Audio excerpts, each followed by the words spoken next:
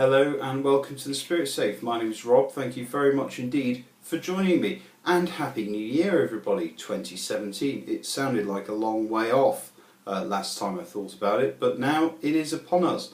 And in my last video of 2016 I promised more variety in 2017, so you and I can learn about Canadian whiskey and continue to learn about bourbon and American whiskies, and there will continue to be Scotch, Irish and Japanese whiskies, much of it as I can obtain. It's very difficult to obtain in Canada nowadays. So I promised a bit of variety, so let's start the year as promised with something that's a little strange. How about this for size? The Connemara Peated Irish single malt whisky. Probably the only heavily peated single malt Irish whisky. It's unusual because it is, I think, double distilled and not triple distilled. Yes, double distilled. It's bottled at 40%. It's chill filtered, and I'm told in German and Danish, but not in English, that it contains artificial colour as well. Now, I first tried a Connemara bottling and it's made by the Kilbeggan distillery, by the way. Lovely green bottle, quite like the dumpy packaging. It's like going back to the late 80s, early 90s.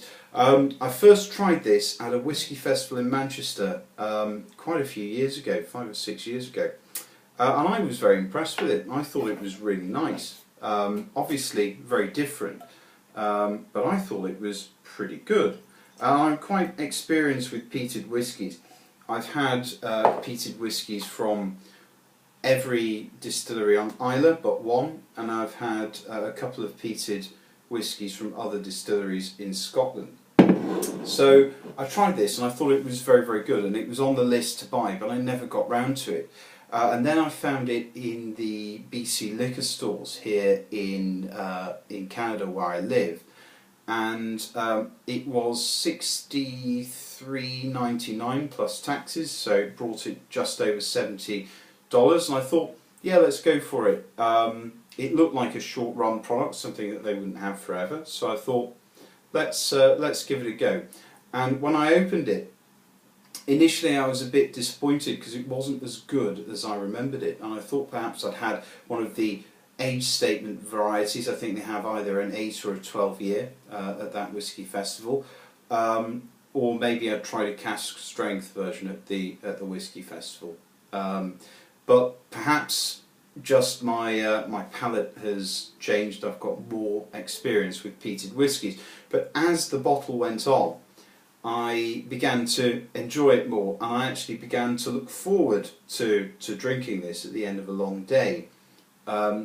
Even though I had a couple of Islay whiskies, heavily peated Islay whiskies open, I was drawn to this when I was in the mood for it. So I think I've spoken about it long enough. Let's go in on the nose.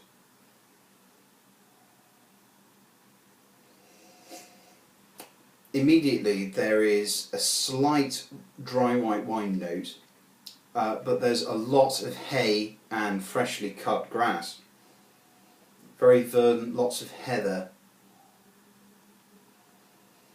And it actually looks like the scene, it smells like the scene on the bottle, with all the peat bog and the lake and the heather moors. There's a hint of smoke, only a waft of smoke really. Slightly more than you'd find in an old Pulteney, and slightly more medicinal than you'd expect as well. And yeah, verdant, lots of hay, lots of freshly cut grass, and a little bit of peat smoke. Also, there's a good handful of freshly dug peat in this as well.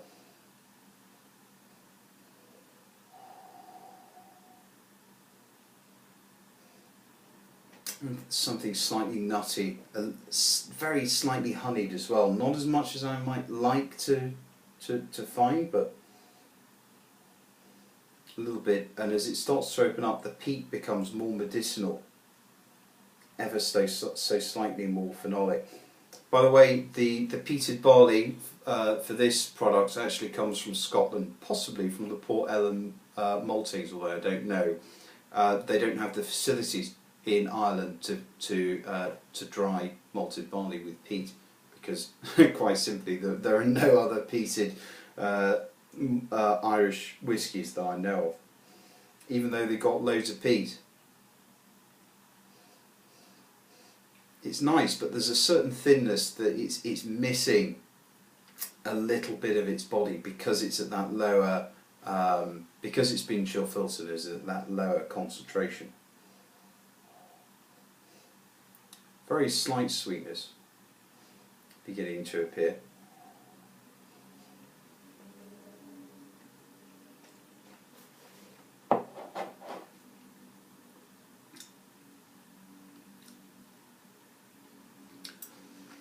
Well, when it's on the palate in the mouth, the mouthfeel is very typical Irish whiskey.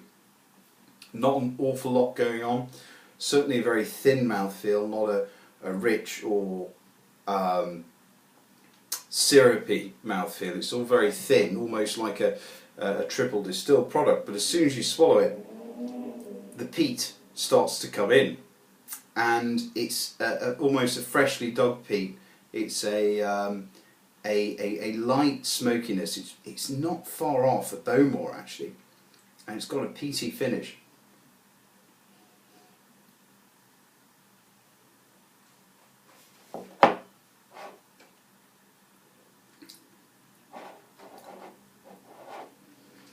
More on the second round.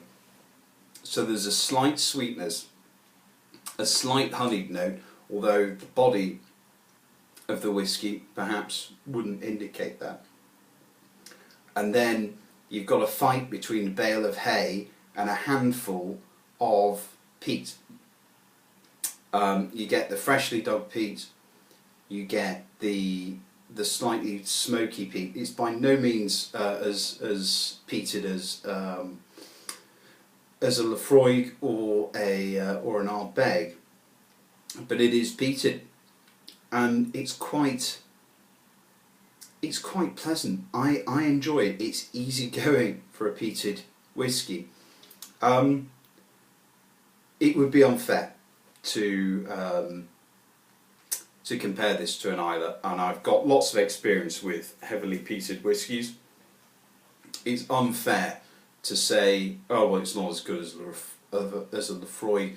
Of course it isn't. But it's a very unique thing. You buy this once and you've had the only peated Irish whiskey in existence. I'm enjoying it. Would I buy it again?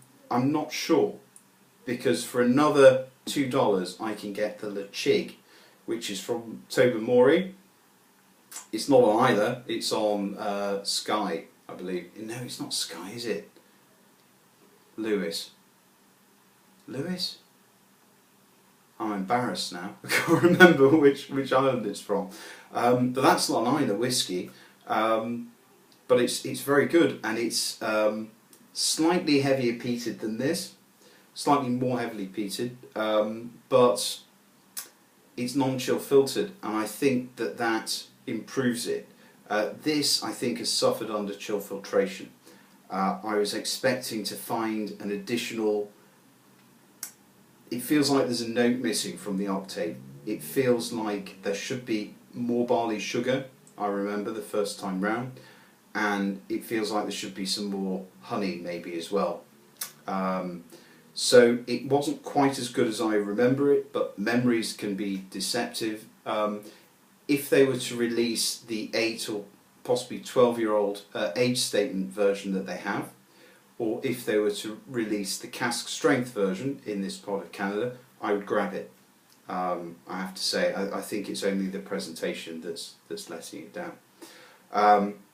Otherwise, it remains a pretty good choice for people who don't like the whole chili and fire and brimstone of the heavily peated Islay whiskies. this is, you know, pretty good. Yeah, I'm going to enjoy what remains of this bottle.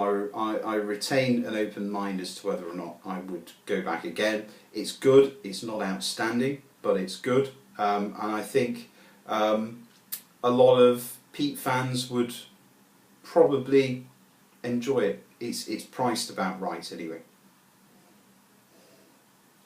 Okay, thank you very much everybody for watching. Happy New Year. Lots to look forward to in 2017. Thank you to all of you for your support last year, and look forward to learning more with you in 2017. Cheers everyone. Bye bye.